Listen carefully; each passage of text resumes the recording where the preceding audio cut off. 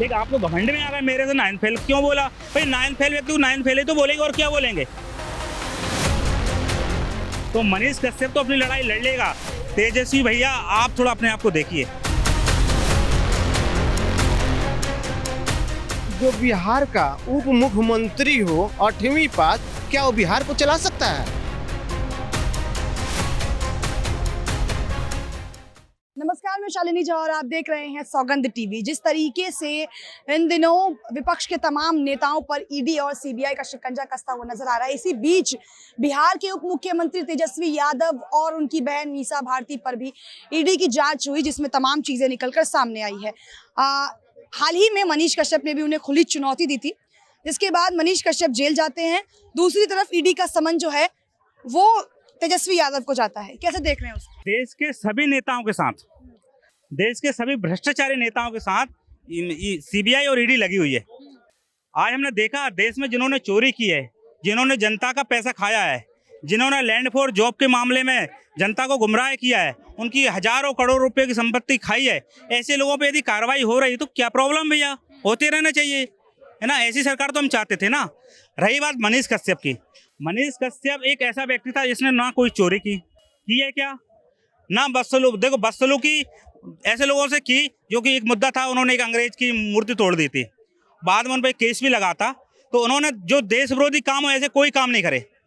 तो मनीष कश्यप, और दूसरी बात उन्होंने ऐसी आवाज़ उठाई थी, उन्होंने पुलों का मुद्दा उठाया था। भाई पुलों में क्यों छेद हो जाते हैं, सड़कें बनती है तुरंत क्यों टूट जाती हैं, है ना? आज हमारा बिहार इतना पीछे क्यों है, हमारे मजदूर बाहर जॉब के लिए क्यों जाते हैं, हमारे मजदूरों की सैलरी इतनी कम क्यों है, क्यों वो 200-300 रुपये में काम करते हैं, क्यों ना उनके 1000 रुपये पर डे की इनकम होना चाहिए। ऐसी बात उन्होंने उठाई थी। और दूसरी बात, एक बहुत बड़ी बात उठाई थी कि भैया जो भी राजनीति में आए ना, कम से कम वो व्यक्ति पढ़ा लिखा होना चाहिए, कम से कम उसकी बेसिक एजुकेशन 12वीं पास तो होना चाहिए, ग्रेजुएट तो होना चाहिए।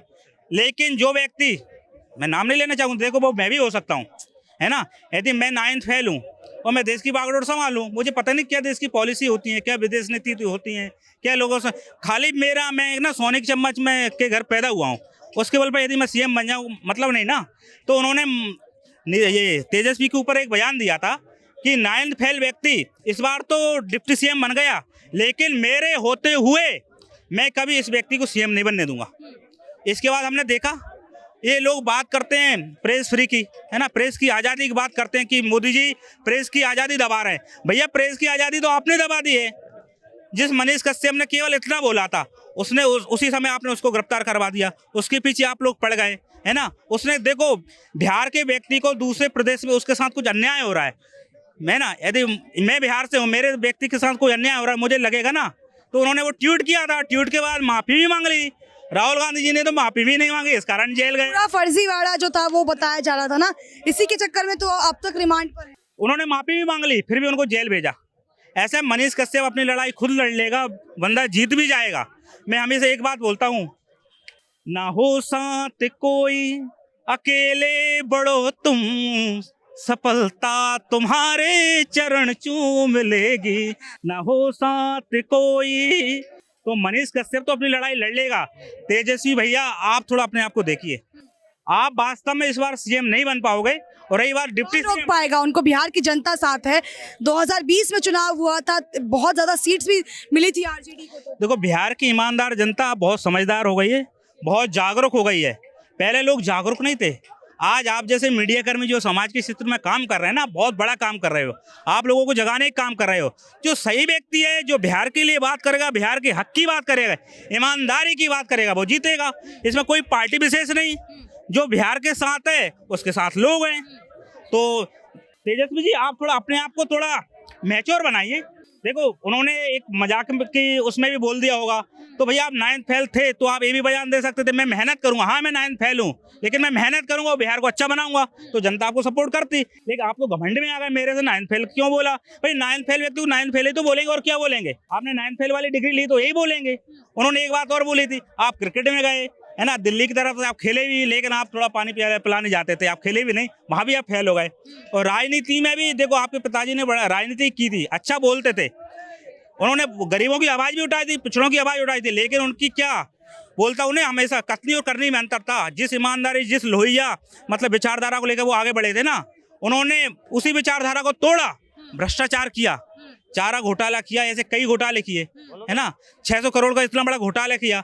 भैया आपने कहीं ना कहीं अपनी कथनी और करने का ये भाव रहता है उसको तोड़ दिया।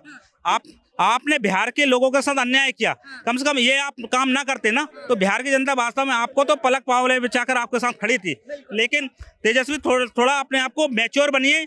आपने जो गलती करी है उनसे बिहार की जनता से माफी मांगिए और अपने आप को एक नया स्टैंडर्ड अपना खड़ा करिए। अच्छा ये बताइए कितने सहमत है जिस तरीके से वो कह रहे हैं कि तेजस्वी जो है राजनीति में भी फेल हुए, तो क्या वाकई में फेल हुए हैं राजनीति में? मैडम एक बात बताओ, जो बिहार का उप मुख्यमंत्री हो 8वीं पास, क्या वो बिहार को चला सकता है? उसका कोई अस्तित्व नहीं है। इतनी सीटें कैसे आ जाती हैं 2020 के चुनाव में? मैडम वहाँ बिहार की राजनीति है ना, वहाँ जानते हैं वहाँ पे जो है कि मान लीजिए जातिवाद पे है वहाँ की राजनीति। ये जिस दिन खत्म हो जाएगा वहाँ की राजनीति एकदम शुद्ध और पवित्र हो जाएगा। अच्छा मनीष कश्यप ने भी पहले चैलेंज दिया था तेजस्वी को कि जैसे ही वो जेल से आएंगे 180 दिन में उनकी सरकार गिरेगी और 2025 में मुख्यमंत्री तो नहीं बन पाएंगे। बिल्कुल नहीं बन पाएंगे।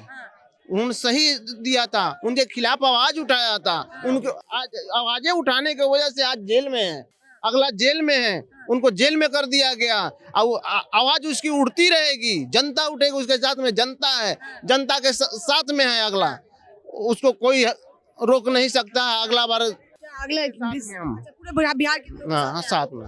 चलिए तो क्या कुछ कहा है इन्होंने इस मुद्दे पर आपने सुना। वीडियो में फिलहाल इतना ही, हाजिर होंगे एक नए मुद्दे एक नए वीडियो के साथ। मुझे दीजिए इजाजत। देश और दुनिया की तमाम बड़ी खबरों के लिए आप सौगंध टीवी को लाइक शेयर सब्सक्राइब करें। कैमरा पर्सन रोहित राजपूत के साथ शालिनी झा, दिल्ली, सौगंध टीवी।